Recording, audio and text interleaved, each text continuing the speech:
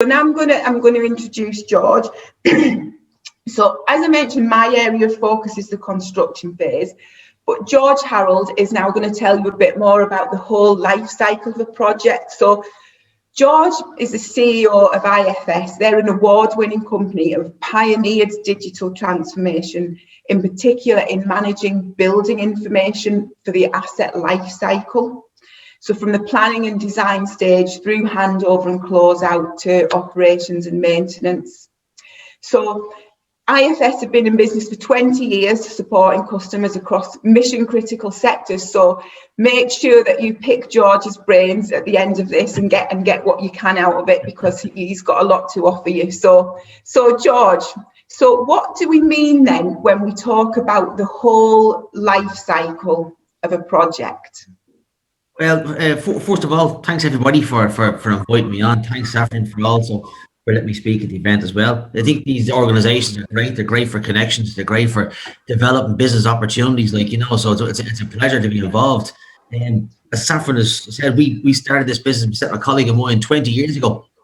We were both in college studying building maintenance.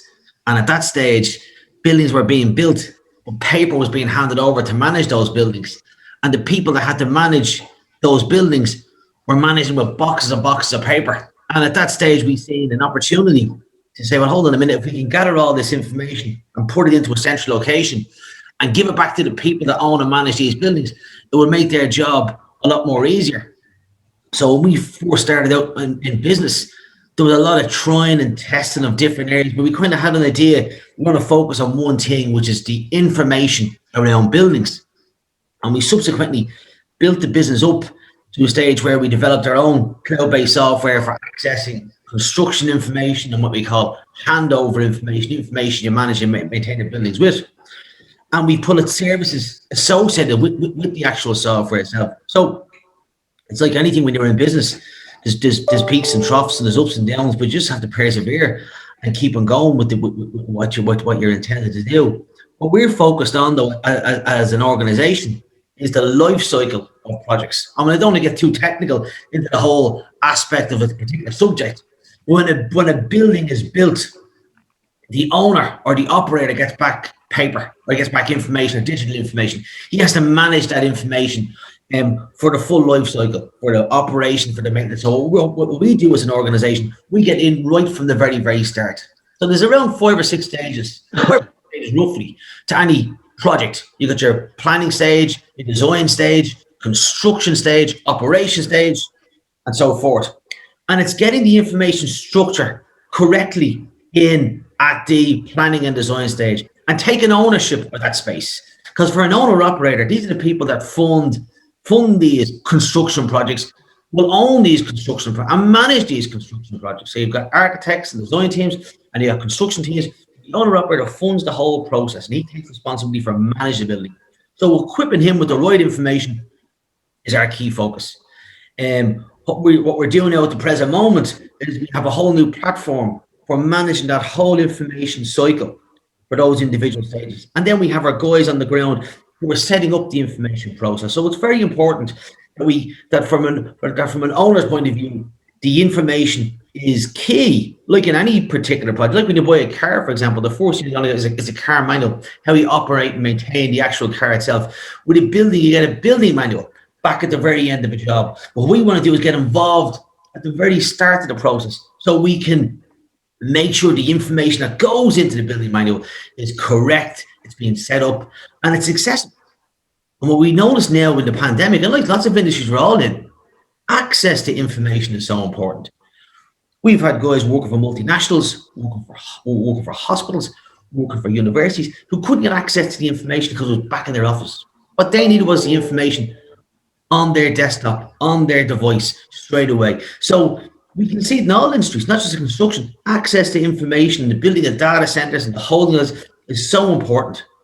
And that's why when we focus on this life cycle, we're looking at the information process for all the individual stages. So without getting too technical, I wanted to just try to give it an understanding of the process itself. So who has the power to think about this, George, and how would it benefit them? How can it save costs? Well, the key people that this would benefit is the people that own and manage construction projects. A construction project, the first person they'll go to will be the architect design team to work in the planning. Then you move on to a construction team. Then you move on to your facilities management team. But all the time, there's big chunks of information at each individual stage.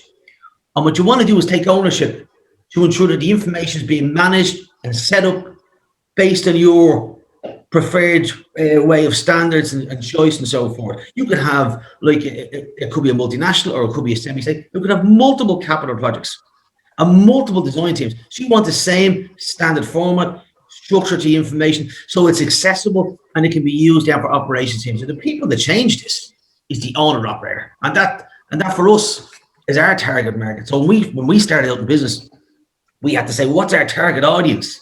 Who do we want to go after? Because there's so many people in this industry. We need to be specific and go after the owner operator, because they're the people that will actually fund, own, and manage the information with the buildings. So do you think that most clients are already thinking this way, George, or do you think that there's room for improvement? Good question, Saffron. You know, there's a lot of the major organisations, and even now the SMEs, they have a huge focus on the fact that the capital projects, the assets, the buildings are so valuable to them. It's where people go pre-pandemic, and will go after the pandemic. But still, those buildings are being used on a regular basis. So having the information and access to all your building information in a structured format is so important to them. And it's very important because there's really lots of good standards now being developed over the last couple of years. Lots of ISOs, lots of standards around BIM, which is building information modeling, which are really, really good. They have to be enforced. They have to be managed. People to push the standards.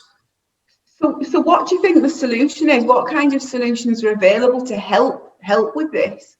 Well, one of the things that we see is you need to specify it. Everything needs to be specified properly, because when you go into a contract, or if you're setting a contract for whoever's going to design or build that building, if it's specified correctly, this is the format, this is the structure, this is how I want my information to flow, this is how I want to be accessible to me and my team, that's the number one place. Specify what you want, and that's how you get it back on the end of your capital project. Or you can begin to make a direct appointment.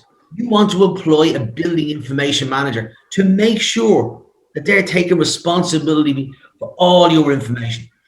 So there's two ways of going around this, as opposed from an owner operator's point of view, because everybody's now using devices and has access to so much information.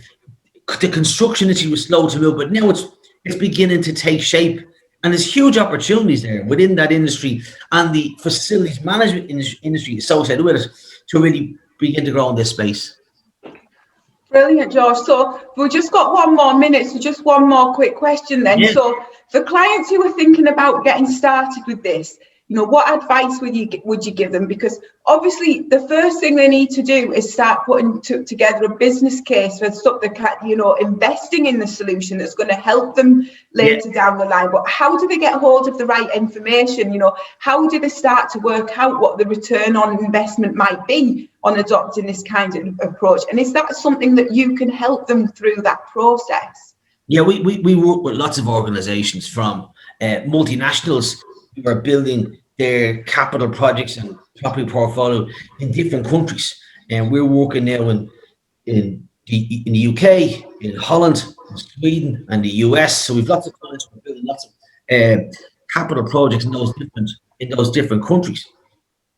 It's also them working with clients who are semi-states, who are universities, who are hospitals, who are building all sorts of forms of infrastructure, right down from rail to airports. So again, each one has to be informed of the opportunities that exist for them, what they should be specifying, who they should be pointing, that the information is so valuable to them that if they don't get it contractually, they'll be lost without that valuable information, because the construction team goes, the design team goes, and then they're left managing the building. I'm picking up what Colin was saying later on, that the follow-ups and these connections are so important, and he's completely right. When we start a business, you still have to knock on lots of doors to get this message across, and it's so important, because you might have a good product and a good service, but you've got to push that message out there, and you got to make people familiar with it. And And that's what we've always done. We've always been make sure to get the correct messaging, go for the correct audience. So we know we won't be wasting time too much, but we want specific people. That's why our focus has always been the owner operator, and the fact that there's so much information available to them. That's going to be their core asset. That's brilliant. Thanks, George. So thanks very much. So that's me and George. If there's anything that, there's any questions, we're happy to answer that if anybody's got anything. One request is that to share the links that you mentioned in the chat from Julie. Certainly. To share the links. One question I'm coming about is to potentially is about how digital tools can save money and time. Maybe some example of this you can share with us. Yeah, certainly. So, for example, if you were to use a project management app, that might save each person several days of time every month, freeing them up to do productive work or think about planning ahead instead of just constantly firefighting because they're so busy doing paperwork.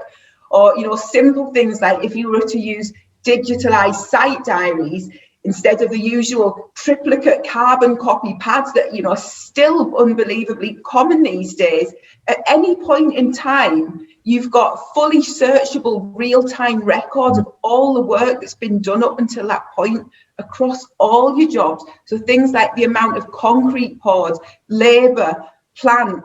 Then you've got things like using reality capture equipment. So that can help you keep an accurate record of the job. And that might help protect you against claims later down the line. Or, it might simply mean that if you can create a virtual model of the site that anyone else can access and navigate it themselves, like around, it's like Google Street View. Anybody can walk themselves around that site and look at this, look at that. So they don't have to spend half a day or a day out of their time traveling to the site to have a look at something. Another example is machine control, so for you setting out. So you no longer need to be sending engineers down into excavations to take levels or have them wandering about on the site in between, moving machinery. And I think we've got, Thomas is an aerial mapper, so a drone could do an earthworks survey in half an hour that might take an engineer a week to do. So you think about the costs that can be saved there, or a drone could save you having to set up scaffolding on a 3-story building to do a roof inspection, so obviously that's got massive cost and time and safety implications. And they're just a few examples, the list goes on and on, Bart. Brilliant. Thank you very much. I think if anyone got the question, feel free to just, we've got some 2 minutes, unmute yourself or comment. I've got a question, Bart. Yeah, John. Morning, folks. It's John from ISO Spaces. Thanks, Saffron. Thanks, hello. George. Good morning, John. Hi, Colin. How are you doing? Good. Quick question, one comment and a question for both Saffron and George. The reality is the construction sector, there's a very interesting statistics about the amount of money the construction sector reinvests in technology and digital tools. If you look at Apple or Amazon, they probably invest about 35 to 40% of their income back into making their digital platforms more effective and better tools and better user experience, etc.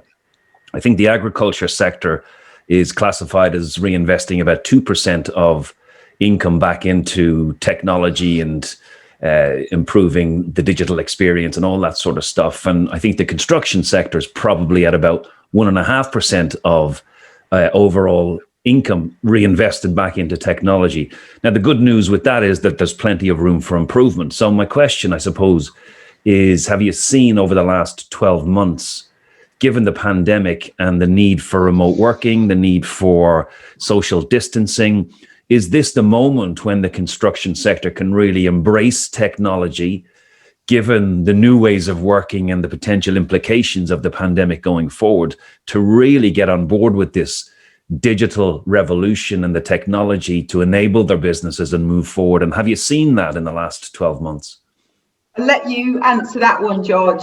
Yeah, no, John, great question. I think you're dead right. I think when you make those stats between each of the industry, you're dead right. Construction was lagging behind. But we've noticed though since the pandemic started, the take up on accessing building information, which we would host and manage through our software, which is a cloud-based application, has been huge. Because sites have been shut down, facilities have been shut down, so people need to access the information about their facilities, and they mightn't have done that before in a greater need. But now, because everything is like the likes of data centers and hospitals, they're mission critical sites. They need to be up and running all the time, so access to the information is huge. And I think it's just exacerbated the whole situation. The fact that we're spending huge amount of money on these big facilities. If we don't get the right information implemented at the very start, traceability, interoperability of assets and the information associated with them, it can just lead to huge cost overruns and huge issues then coming through for the life cycle, which is the operation and maintenance of the building. So we see it's beginning to take a bit of shape now at the moment. That's worldwide. It's not just in Ireland and the UK. As a whole, construction, facilities management, the operation is beginning to change now in a digital way. And Saffron made a good point there. The technology that's out there from working on sites, using drones, laser scanning, it's there. It actually improves operations. It makes us work better. It gives us access to more information, even though we don't want to be using our smartphones all the time, but it's there if we need it. So I think definitely it's beginning to change, and it's beginning a more of a move to it. And I think it's moving with the right stage as well. Yeah, and that would resonate. You know, that's a specific thing, but we're kind of much broader than that as well. What I would say is all of the solution providers, whether it's software or equipment, you can hardly get hold of them at the minute because they have all had the best year in their last 20 years of business. So I think that says it all, really. Yeah, brilliant, good stuff. Thank you for that.